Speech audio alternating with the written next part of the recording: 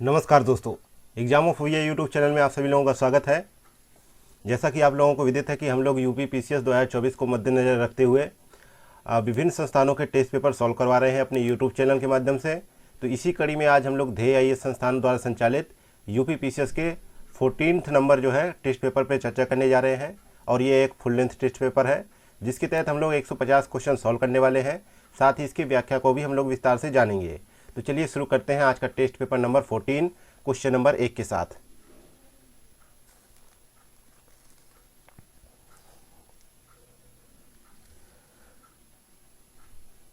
Question number पहला है, निम्नलिखित कथनों पर विचार करें।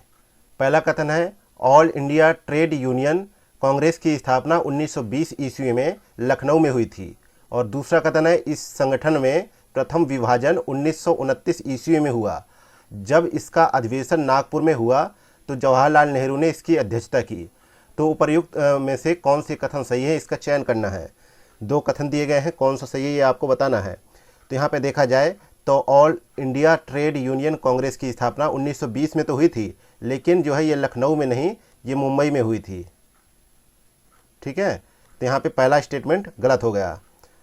ठीक है, और इसके संस्थापक जो थे तो एनएम जोशी थे तथा प्रथम अध्यक्ष जो थे इसके प्रथम अध्यक्ष थे लाला लाजपत राय। ठीक है, और जबकि विभाजन की बात की जाए तो 1929 में हुआ और इसका अधिवेशन नागपुर में जवाहरलाल नेहरू की अध्यक्षता में हुआ। और ठीक है, तो यहाँ पे दूसरा कथन सही है, इसलिए यहाँ पे बी ऑप्शन करेक्ट आंसर हो जाएगा। आगे देखते हैं क्वेश्चन नंबर दूसरा नंबर क्वेश्चन आपसे पूछ रहा है, निम्नलिखित युगों में से कौन सा एक सही सुमेलित नहीं है। ठीक है, एक तरफ विद्रोह दे रखा है, दूसरी तरफ उनके प्रारंभ होने का वर्ष दे रखा है। तो पहला विद्रोह है कि पाबना विद्रोह है, इसकी शुरुआत कब हुई थी। तो यहाँ पे देखा जाए तो पाबना विद्रोह जो है 1873 से 76 ईस्वी के मध्य हुआ और बंगाल के पाबना जिले में ये प्रारंभ हुआ। और ये जो है बिजौलिया आंदोलन की बात की जाए, बिजौलिया आंदोलन हुआ था तो ये हुआ था 1913 ईस्वी में। ठीक है, ये मेवाड़ में हुआ था। तो ये भी सही है, ये भी सही है। ठीक है, तो गलत अभी इन दोनों में से कोई नहीं है। और एक है नील विद्रोह, ये हुआ था 1859 से 60 ईस्वी में बंगाल में नदिया जिले के गोविंदपुरम गांव में। तो ये भी सही है। लेकिन दक्कन विद्रोह जो दे रखा है ये 1875 ईस्वी में महाराष्ट्र के पुणे एवं अहमदनगर जिले में हुआ था। तो यहाँ पे कहाँ पर हुआ था, महाराष्ट्र के पुणे और अहमदनगर जिले में, और 1875 में हुआ था। तो ये स्टेटमेंट गलत है, तो इसी को सही आंसर मानेंगे।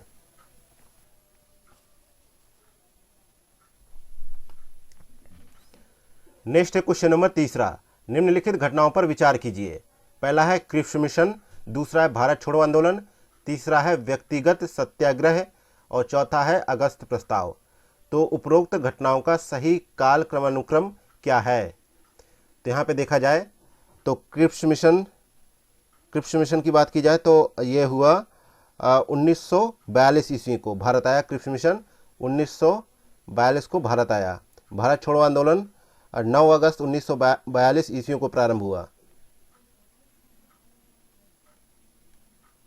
और व्यक्तिगत सत्याग्रह कब शुरू हुआ, ये 17 अक्टूबर 1940 को।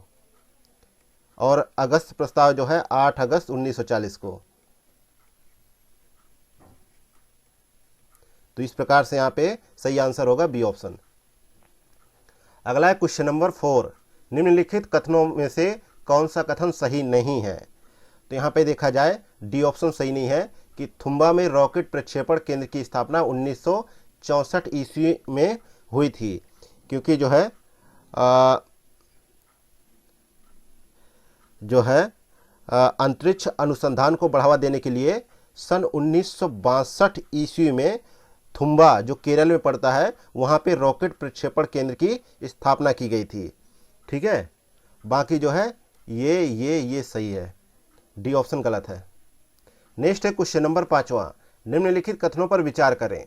पहला कथन कह रहा है कि विनोबा भावे ने भूदान आंदोलन 18 अप्रैल 1951 ईस्वी को तेलंगाना क्षेत्र के जो है पोचमपल्ली ग्राम से शुरू किया। दूसरा कथन है 1957 ईस्वी में भूदान आंदोलन ने ग्राम दान आंदोलन का रूप धारण कर लिया। तो उपरोक्त में से कौन सा कथन सही है।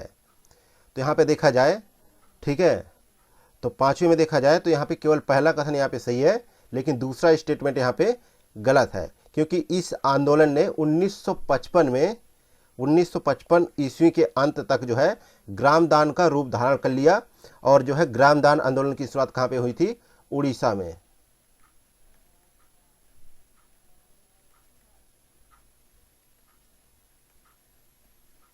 उड़ीसा में हुई थी। नेक्स्ट है क्वेश्चन नंबर 6वां। 1929 ईस्वी में 14 सूत्री मांगे किसने प्रस्तुत की थी। तो यहाँ पे देखा जाए 1928 में जो है ईस्वी में नेहरू रिपोर्ट प्रस्तुत की गई, और इसी के विरोध में मोहम्मद अली जिन्ना ने 1929 ईस्वी में अपनी 14 सूत्री मांगे प्रस्तुत की। तो यहाँ पे सही जवाब होगा सी ऑप्शन। नेक्स्ट देखते हैं क्वेश्चन नंबर 7वां। निम्नलिखित में से कौन सा कथन सही है। पहला कथन बोल रहा है आपसे कि वेद समाज की स्थापना श्री धरालू नायडू ने की। दूसरा कथन है कि प्रार्थना समाज की स्थापना आत्माराम पांडुरंग ने की। तीसरा कथन है कि शारदा सदन की स्थापना पंडिता रमाबाई ने की। और चौथा कथन है राधा स्वामी आंदोलन की स्थापना शिवदयाल खत्री ने की। तो यहाँ पे देखा जाए, ठीक है, 7वें का यहाँ पे करेक्ट आंसर क्या होगा, चारों स्टेटमेंट सही है, डी ऑप्शन यहाँ पे करेक्ट आंसर हो जाएगा। नेक्स्ट है क्वेश्चन नंबर 8वां। निम्नलिखित कथनों पर विचार करें। पहला कथन है कि जो है कुव्वत उल इस्लाम मस्जिद भारतीय इस्लामी शैली में निर्मित प्रथम भवन है। दूसरा कथन है इसका निर्माण जो है कुतुबुद्दीन ऐबक ने पृथ्वीराज चौहान पर विजय पाने की स्मृति में करवाया था।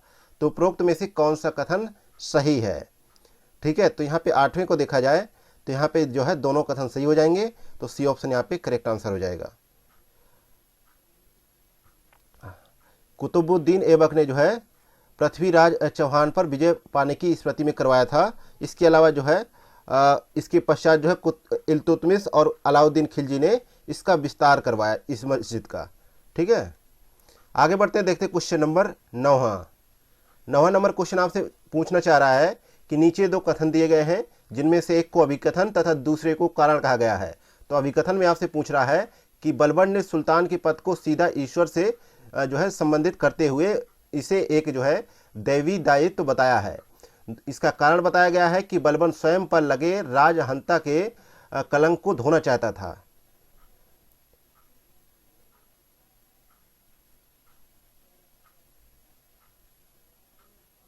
तो यहाँ पे देखा जाए तो दोनों कथन यहाँ पे सही है और आर एक ही सही व्याख्या कर रहा है। ठीक है, आगे बढ़ते हैं, देखते हैं क्वेश्चन नंबर 10वां नंबर क्वेश्चन पूछ रहा है आपसे कि निम्नलिखित में से कौन सा कथन सही नहीं है। तो 10वें में देखते हैं, तो सी नंबर का ऑप्शन है कि गियासुद्दीन तुगलक का मकबरा जो है अष्टभुजी है। ये कथन जो है सही नहीं है, इसलिए आंसर सी होगा। बाकी ए, बी और डी ऑप्शन एकदम सही है, लेकिन सी क्यों नहीं सही है, क्योंकि जो है यहाँ पे देखा जाए तो ये जो है एक पंचभुजी जो है मकबरा है, ना कि जो है अष्टभुजी। और जो है एक और है ऑप्शन में डी ऑप्शन तो सही है। हाँ ठीक है, डी ऑप्शन तो सही है, ए, बी और डी सही है, लेकिन सी ऑप्शन गलत था। अगला है क्वेश्चन नंबर 11वां। निम्नलिखित में से कौन सी कथन सही नहीं है। पहला कथन है कि विजयनगर की राजभाषा तेलुगु थी। दूसरा कथन है कि बहमनी राज्य की राजभाषा फारसी थी। तीसरा कथन है विजयनगर के शासक जो है वेंकट द्वितीय का स्पेन के शासक फिलिप तृतीय से सीधा पत्र व्यवहार होता था। चौथा कथन है कि देवराज द्वितीय ने जो है विष्णुचित की उपाधि धारण की थी। ठीक है, तो यहाँ पे 11वें का देखा जाए तो यहाँ पे दूसरा और चौथा यहाँ पे सही नहीं है, बाकी पहला और तीसरा यहाँ पे सही है। तो 11वें में हम लोग ये देखते हैं कि विजयनगर की राजभाषा जो थी वो तेलुगु थी, और जबकि बहमनी राज्य की राजभाषा जो है फारसी नहीं थी, मराठी थी, इसलिए यहाँ पे दूसरा गलत है। ठीक है, और विजयनगर के शासक जो थे वेंकट द्वितीय, तो इनका जो है स्पेन के शासक फिलिप तृतीय से सीधा पत्र व्यवहार होता था, जबकि जो है विष्णुचित की उपाधि जो है कृष्णदेव राय ने धारण की थी, ना कि देवराज द्वितीय ने। तो यहाँ पे चौथा और दूसरा गलत हो जाएगा।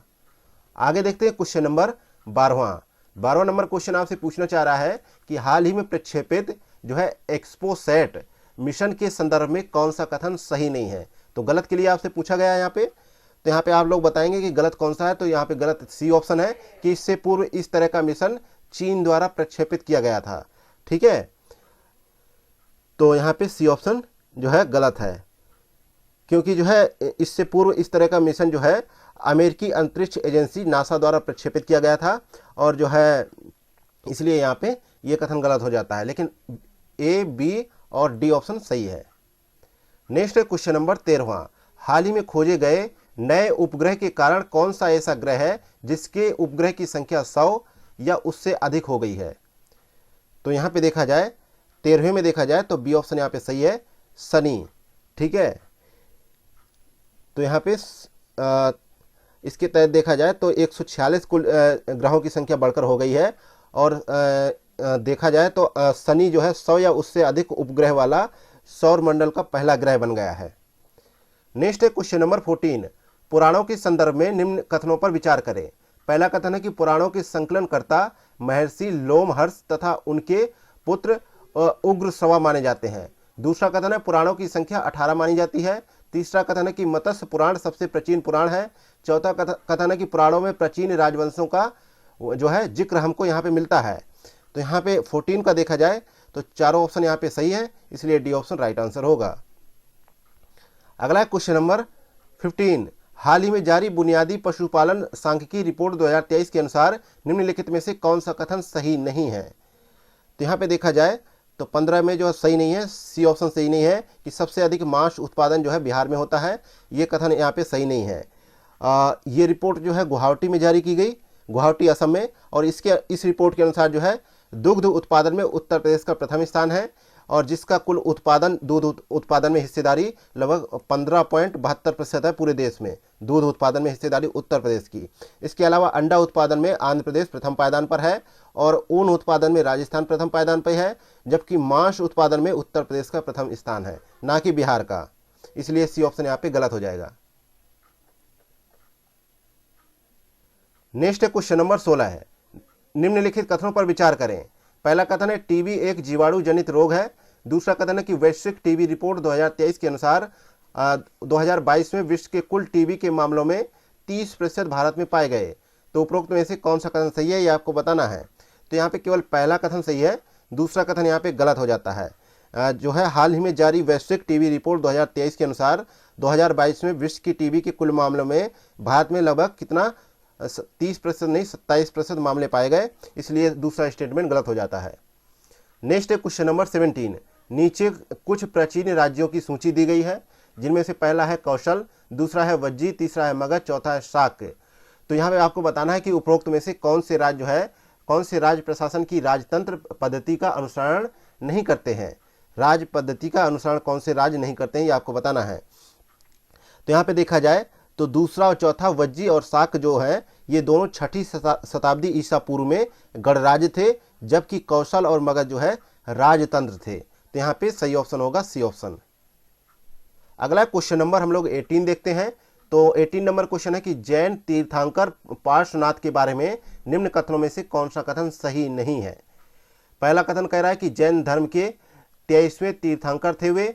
दूसरा है कि इन्हें जैन ग्रंथों में जो है पुरुषार्थ नियम कहा गया है, और तीसरा कथन है इन्होंने जो है पंचायार्यम की शिक्षा दी, और जो है चौथा कथन है इन्हें 85 दिन की तपस्या के बाद सामवेद पर्वत पर ज्ञान प्राप्त हुआ। तो यहाँ पे 18 में देखा जाए तो केवल यहाँ पे तीसरा और चौथा यहाँ पे जो है गलत है, पहला और दूसरा यहाँ पे सही है। ठीक है, और इनके जन्म की बात की जाए तो इनका जन्म काशी में हुआ, और 83 दिन की घोर तपस्या के बाद इन्हें जो है सामवेद पर्वत पर ज्ञान प्राप्त हुआ, और इन्होंने जो है चतुर्याम शिक्षा ग्रहण की, जिसमें सत्य, अहिंसा, आस्तेय और अपरिग्रह की शिक्षा इन्होंने ग्रहण की। और हाँ ठीक है, ना कि पंचरयाम की शिक्षा ग्रहण की, इन्होंने चतुर्याम की शिक्षा ग्रहण की, जिनमें से 4 तत्व ये थे कि सत्य, अहिंसा और आस्तेय और अपरिग्रह। ठीक है, इसलिए तीसरा चौथा यहाँ पे गलत हो जाता है, यहाँ जो है 83 दिन होना चाहिए। अगला देखते हैं क्वेश्चन नंबर 19, निम्नलिखित में से किस ग्रंथ में चंद्रगुप्त मौर्य को नंद वंश के शासक धनानंद का पुत्र बताया गया है। तो यहाँ पे सही जवाब है मुद्रा राक्षस में, डी ऑप्शन यहाँ पे करेक्ट आंसर है। ये मुद्रा राक्षस जो है ग्रंथ जो है विशाख दत्त द्वारा लिखित है और जो है इसमें जो है चंद्रगुप्त मौर्य के लिए जो है वृषल शब्द का उल्लेख किया गया है और इसी ग्रंथ में उसे धनानंद का पुत्र बताया गया है। नेक्स्ट देखते हैं क्वेश्चन नंबर 20। निम्नलिखित में से कौन से बंदरगाह भारत के पूर्वी तट पर स्थित है? पहला है जो है सुपारा, दूसरा है नेलसिंडा, तीसरा है जो है अरिकामेडू, चौथा है बारबेरिकम। तो यहाँ पे देखा जाए तो ये जो है सारे बंदरगाह जो है प्राचीन काल के बंदरगाह हैं, जिसमें जो है सुपारा महाराष्ट्र में है, ठीक है, और बारबेरिकम जो है सिंधु नदी के मुहाने पे है और कहा जाए तो ये दोनों पश्चिम तट पे हैं, ये दोनों पश्चिमी तट पर स्थित है, जबकि नेलसिंडा जो है वर्तमान के आंध्र प्रदेश में और जो है अरिकामेडू जो है वर्तमान के जो है पौंडीचेरी में स्थित है। ये दोनों जो है भारत के पूर्वी तट पे स्थित हैं। तो यहाँ पे देखा जाए तो सही जवाब होगा बी ऑप्शन, दूसरा और तीसरा, ये पूर्वी तट पर स्थित है। अगला देखते हैं क्वेश्चन नंबर 21। COP28 सम्मेलन में औपचारिक रूप से क्लाइमेट क्लब की घोषणा की गई, इससे संबंधित निम्न कथनों पर विचार करें। पहला कथन यह कह रहा है कि यह एक पहल है जिसका उद्देश्य औद्योगिक क्षेत्र के जो है विकार्बनीकरण हेतु देश के बीच सहयोग करना है। दूसरा कथन है इस क्लब का लक्ष्य जलवायु और व्यवसायों के लिए उद्योगों के विकार्बनीकरण के लक्ष्य को प्राप्त करना है। तो उपरोक्त में से कौन सा कथन यहाँ पे जो है सही है, ये आपको बताना है। तो यहाँ पे देखा जाए तो दोनों कथन सही है, इसलिए सी ऑप्शन करेक्ट आंसर है। और इस क्लब में जो है टोटल 36 जो है देशों का समर्थन प्राप्त है, ठीक है, हाँ दोनों कथन सही है। आगे बढ़ते हैं, देखते हैं क्वेश्चन नंबर 22। निम्न कथनों पर विचार करें। पहला कथन है भारत में एकल एकीकृत न्याय प्रणाली भारत सरकार अधिनियम 1935 से ग्रहण की गई है। दूसरा कथन है भारत में उच्चतम न्यायालय का उद्घाटन 28 जनवरी 1950 को किया गया। तो यहाँ पे बताना है उपरोक्त में से कौन सा कथन सही है। तो 22 में हम देखते हैं तो दोनों कथन सही है, इसलिए सी ऑप्शन करेक्ट आंसर हो जाएगा। क्योंकि हम लोग देखते हैं कि भारतीय संविधान के भाग 5 में अनुच्छेद 124 से 147 तक उच्चतम न्यायालय के गठन, स्वतंत्रता, न्याय क्षेत्र, शक्तियों और प्रक्रिया आदि का उल्लेख किया गया है, ठीक है। इसी के तहत हम देखें तो भारत में अमेरिका के विपरीत एकल एकीकृत न्याय व्यवस्था की स्थापना की गई, ठीक है, और न्यायालय की एकल व्यवस्था जो है भारत सरकार अधिनियम 1935 से ग्रहण की गई। तो इस प्रकार यहाँ पे पहला स्टेटमेंट सही हो गया और भारत के उच्चतम न्यायालय का उद्घाटन 28 जनवरी 1950 को किया गया, दूसरा स्टेटमेंट भी सही है, ठीक है। इसके अलावा देखा जाए तो भारत सरकार अधिनियम 1935 के तहत लागू संघीय न्यायालय का उत्तराधिकारी है, ठीक है। तो आगे बढ़ते हैं, देखते हैं क्वेश्चन नंबर 23। निम्नलिखित में से कौन सा सही सुमेलित नहीं है? अनुच्छेदों का मिलान करना है उनके प्रावधानों से। तो अनुच्छेद दे रखा है 163 में राज्यपाल को सहायता और सलाह देने के लिए मंत्रिपरिषद का प्रावधान है, ठीक है। तो यहाँ पे पहला सही है। दूसरा है अनुच्छेद 165 में राज्य का महाधिवक्ता का प्रावधान है, ये भी सही है। अनुच्छेद 169 में विधान परिषदों के जो है उत्साधन या सृजन का प्रावधान है, ये भी सही है। जबकि अनुच्छेद 171 में विधान परिषदों की संरचना का प्रावधान है, ठीक है। लेकिन जो है यहाँ पे 172 में प्रावधान है कि राज्य विधानमंडलों की अवधि के बारे में, ये प्रावधान है जो ये अनुच्छेद 172 का है, इसलिए मिलान सही नहीं बैठ रहा। तो करेक्ट आंसर होगा डी ऑप्शन। नेक्स्ट है क्वेश्चन नंबर 24। निम्नलिखित युग्मों में से कौन सा सही सुमेलित नहीं है? तो संविधान के भाग दे रखे हैं और उनका प्रावधान। तो यहाँ पे देखा जाए तो संविधान के भाग 8 में संघ राज्य के क्षेत्र के बारे में उल्लेख है, तो पहला यहाँ पे सही है। और भाग 10 में अनुसूचित और जनजाति के बारे में है, तो ये भी सही है। और अनुच्छेद जो है 17 में राजभाषा के बारे में उल्लेख है, ये भी सही है। लेकिन जो है अधिकरण का उल्लेख जो है भाग 14 का में है, ठीक है। लेकिन सामने दे रखा है भाग 11। तो भाग 11 में क्या होता है? भाग 11 में संघ और राज्यों के बीच जो है संबंध का उल्लेख किया गया है, तो गलत है सी ऑप्शन। अगला है क्वेश्चन नंबर 25। भारत शासन अधिनियम 1919 में निम्न में से कौन सा प्रावधान सम्मिलित नहीं था? तो यहाँ पे जो है इसमें ये सम्मिलित नहीं था कि अब जो है वायसराय की कार्यकारी परिषद में 5 सदस्य जो है भारतीय हो सकते थे, ठीक है। ये जो है इसमें सम्मिलित नहीं था, ठीक है। ये कथन यहाँ पे गलत है। इसमें जो है केवल जो है कहा जाता है कि जो है परिषद के 6 सदस्यों में से केवल 3 सदस्यों का भारतीय होना आवश्यक था, ना कि 5 मेंबर का। तो यहाँ पे डी ऑप्शन गलत है, बाकी ए बी सी सही है। अगला है क्वेश्चन नंबर 26। निम्नलिखित में से कौन सा यौगिक जो है मानव शरीर में संग्रहित नहीं रहता है? तो यहाँ पे देखा जाए तो प्रोटीन जो है छोटी इकाइयों से बना होता है और जिन्हें एमिनो अम्ल भी कहा जाता है, और एमिनो अम्ल जो है मानव शरीर में संग्रहित नहीं होता है, इसलिए बी ऑप्शन यहाँ पे राइट आंसर हो जाएगा। अगला देखते हैं क्वेश्चन नंबर 27, फेफड़ों में गैसीय विनिमय का स्थल है। तो यहाँ पे देखा जाए तो फेफड़ों में रुधिर कोशिकाओं का जाल फैला होता है और प्रत्येक फेफड़े में लगभग 15 करोड़ वायु कोष्ठक होते हैं, जिनमें से श्वास की वायु तथा रुधिर के बीच गैसीय विनिमय होता है। तो इस प्रकार यहाँ पे डी ऑप्शन करेक्ट आंसर हो जाएगा।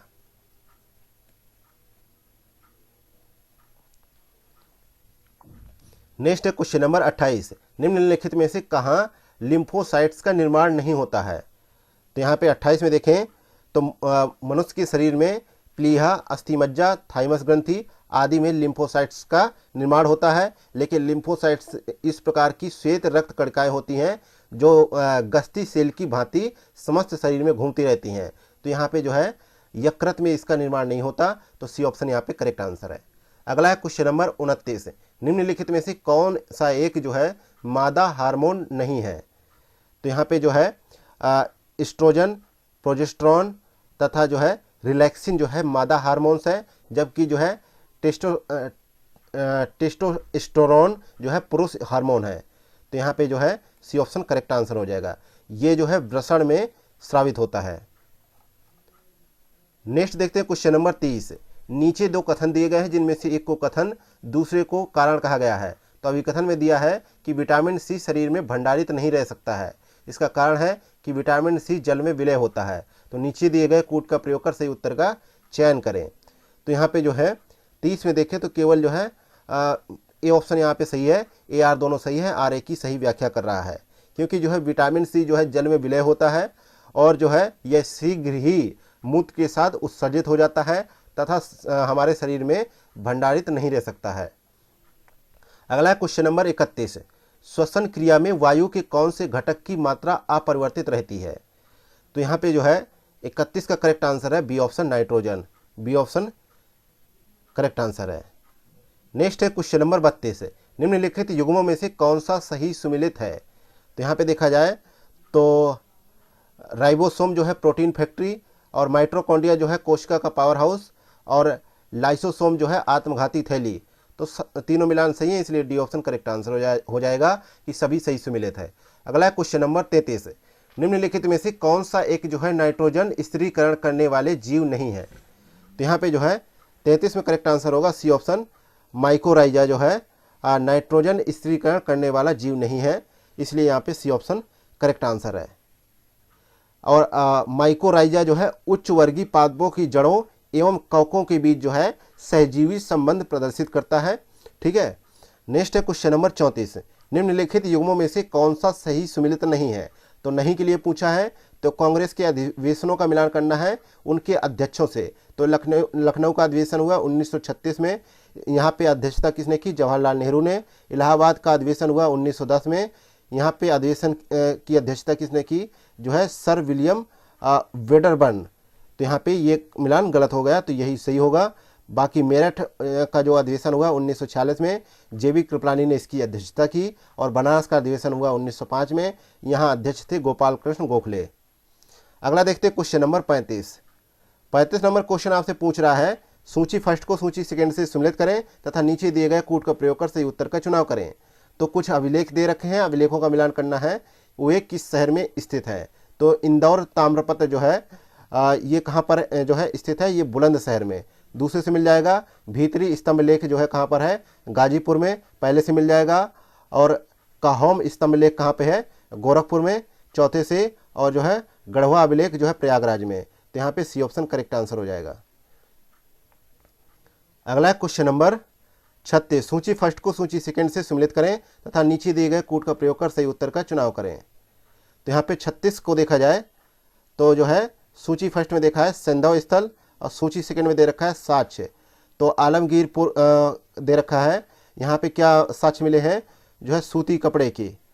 और हुलास में क्या मिला है साक्ष्य, गेहूं की खेती का। और जो है सनौली में क्या मिला है, जुड़वा कब्रगाह है। और मंडी में क्या मिला है, सर्वाधिक स्वर्ण सिक्के। तो इस प्रकार यहाँ पे बी ऑप्शन करेक्ट आंसर हो जाएगा। नेक्स्ट देखते हैं क्वेश्चन नंबर 37। निम्नलिखित युग्मों में से कौन सा सही सुमेलित नहीं है? स्तूप का मिलान करना है स्थान से। तो यहाँ पे धमेख स्तूप के बारे में कहा गया है। यह एक जो है बौद्ध संरचनाओं में से एक है और ये सारनाथ में स्थित है। तो ये जो है सामने दे रखा है प्रयागराज, इसलिए ये सुमेलित नहीं है, ये ऑप्शन करेक्ट है। और इसका निर्माण जो है राजा अशोक द्वारा किया गया था। यह आकार में बेलनाकार है और लाल ईंटों और पत्थरों से बना हुआ है। ठीक है, बाकी जो है बी, सी और डी सही है। अगला क्वेश्चन नंबर 38। राजकीय जैन संग्रहालय कहाँ पर स्थित है? तो ये जो है मथुरा में स्थित है और ये जैन मूर्ति कला का सबसे बड़ा केंद्र है। यहाँ पर सन 1888 में 1888 से 1891 तक की खुदाई में 737 जो है कलाकृतियाँ प्राप्त की गई हैं। तो यहाँ पे सी ऑप्शन राइट आंसर हो जाएगा। नेक्स्ट हम देखें क्वेश्चन नंबर 39 को। तो उत्तर प्रदेश का लोक नृत्य है जो जिसका संबंध जो है व्रज क्षेत्र से है, उसका क्या नाम है? तो यहाँ पे जो है उसका नाम है Charkula. C option correct answer है। यह जो है उत्तर प्रदेश के व्रज क्षेत्र में किया जाने वाला नृत्य है और इस नृत्य में महिलाएं अपने सिर पर बड़े वृत्ताकार लकड़ी के पिरामणों को रखकर कृष्ण भक्ति के गीतों पर जो है नाच करती हैं या नृत्य करती हैं। इसके अलावा ख्याल नृत्य दे रखा है, ये बुंदेलखंड में है, फेमस है। धोबिया नृत्य जो है पूर्वांचल का नृत्य है और धीवर नृत्य जो है भी पूर्वांचल का नृत्य है। अगला है क्वेश्चन नंबर 40। सूची फर्स्ट को सूची सेकंड से सुमेलित करें तथा नीचे दिए गए कोड का प्रयोग कर सही उत्तर का चुनाव करें। एक तरफ उत्सव दे रखे हैं, दूसरी तरफ उनका स्थान। तो सुलह कुल उत्सव जो है किस जो है जिले में होता है? तो ये आगरा में होता है, यहाँ का प्रसिद्ध है। और कंपिल उत्सव कहाँ पे मनाया जाता है? फर्रुखाबाद में, तीसरे से मिल जाएगा। सोन उत्सव सोनभद्र में और कजरी जो है मिर्जापुर में। तो इस प्रकार यहाँ पे डी ऑप्शन राइट आंसर हो जाएगा। अगला है क्वेश्चन नंबर 41। उत्तर प्रदेश के संदर्भ में निम्न कथनों पर चर्चा करें। पहला कथन है कि वर्ष 1836 में यह क्षेत्र उत्तर पश्चिम प्रांत कहलाया जिसका मुख्यालय इलाहाबाद था। दूसरा कथन है वर्ष 1937 में इसका नाम जो है संयुक्त प्रांत रखा गया। तो सत्य कथनों का यहाँ पे चयन करना है। तो यहाँ पे देखा जाए 41 का बी ऑप्शन करेक्ट है। ठीक है, पहला यहाँ पे जो है गलत है और जो है दूसरा यहाँ पे सही है। और 1836 में जो है यह जो है उत्तर पश्चिम प्रांत था। ठीक है, और जिसका मुख्यालय इलाहाबाद नहीं आगरा था। ठीक है, आगे बढ़ते हैं, देखते हैं क्वेश्चन नंबर 42। नीचे दो कथन दिए गए हैं जिनमें से एक को अभिकथन दूसरे को कारण कहा गया है।